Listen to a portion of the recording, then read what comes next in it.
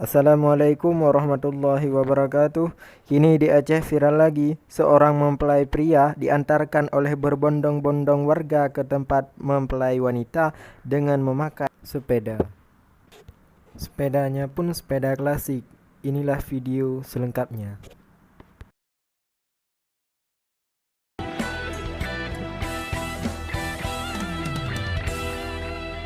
Karena rupa kanda ulun cintai, bukan ke materi yang ulun pinta.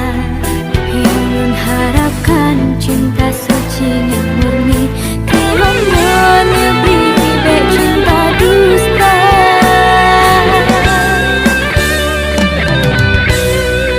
Hanya ulun harap bakkan dah kemewahan, hanya ketulusan, keikhlasan ulun pinta. Hadapi hidup dalam kesederhanaan, tetap ulun sayangkan dalam cinta.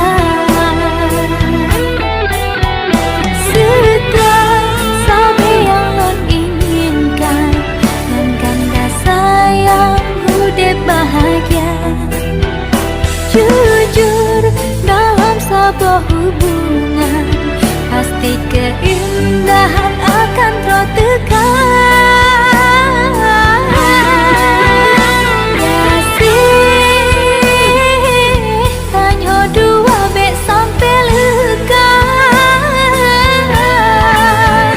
Arah cinta si pacar sampai bersama. Benci bek natam terus serta dendam, sama getanya lawan godaan cinta. Bersabar hati getanya, bersabar jalan, ditambah Tuhan pasti hana.